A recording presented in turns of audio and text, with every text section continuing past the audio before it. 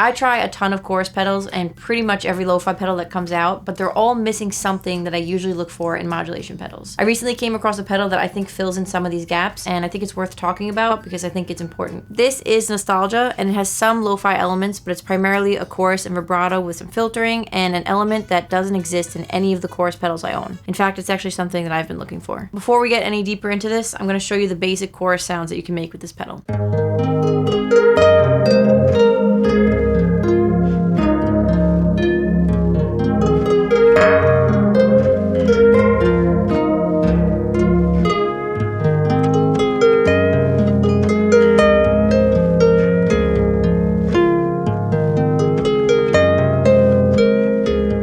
Ago, I made a video all about flanger pedals, and I realized that there wasn't a single flanger pedal that had all the waveform options I was looking for. And then I looked into my pedal collection and I realized the same was true for chorus pedals, except the situation was actually worse. Nostalgia feels like an evolution of the Earthquaker Devices Aqueduct in a lot of ways, which is a vibrato pedal with a ton of waveform options. But this one blends in the dry signal and adds some filtering elements that feel similar to this pedal, which you've seen here on the channel before. Melancholia. Melanchona. I don't know how to say it. There's this fidelity knob over here that's very hi-fi when you turn it up, but when you turn it down, it becomes this blend of a bandpass filter and a lo-fi path. To me, it just mostly feels like filtering as you turn it down.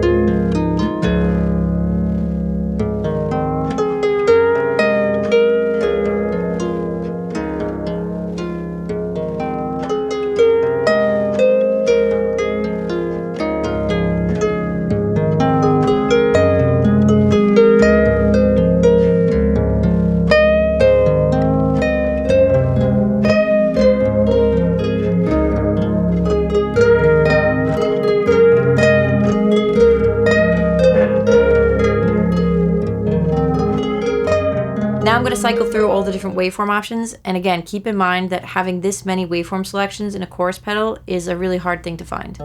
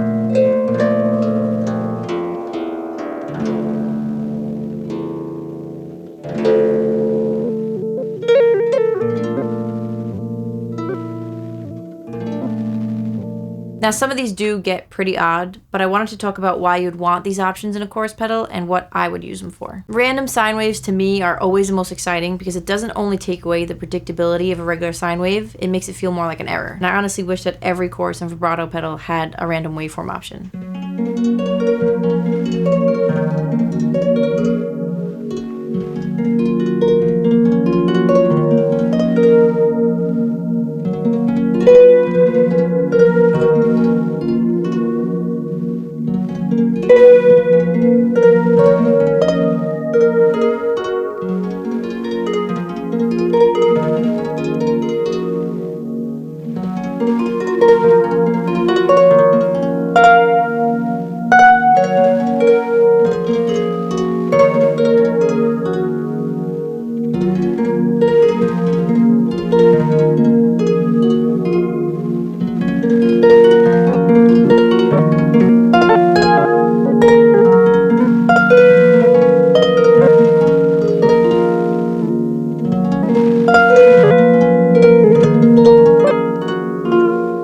favorite waveforms in any effect is reverse sawtooth because it can get super choppy, and I feel like it's a better version of a square wave, and this is a lot more common in tremolo pedals. I really love using this and getting super choppy when playing alongside a drummer, and this thing has tap tempo, so you can get pretty close to whatever tempo the drummer's playing at, but like all pedals with tap tempo, it isn't always perfect.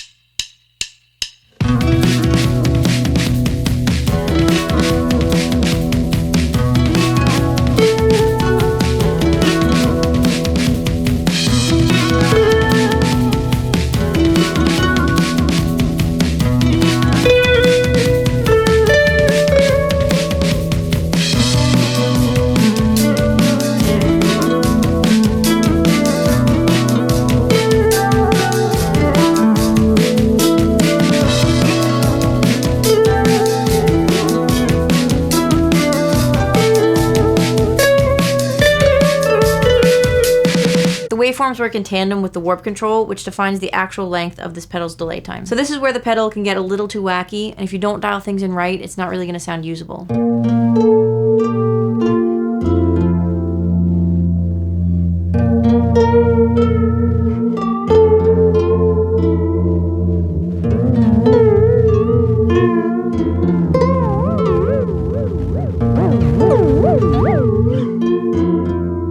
What I like to do is turn the rate and the depth down on the chorus before turning the warp knob up, because once you pass 12 o'clock, it drives the delay chip past its recommended parameters, which causes these really cool lo-fi, artifacts, disintegration loop sounds. And if you want to increase the lo-fi-ness of your playing, you can turn down this fidelity knob as well.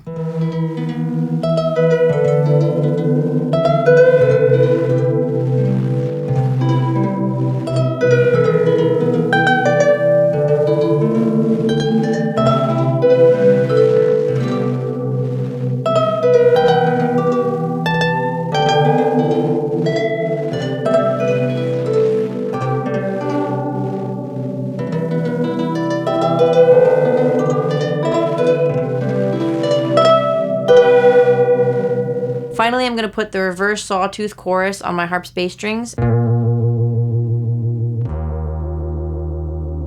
for the full range of my harp, I'll be running it through this as above, so below reverb pedal, and it all sounds like this.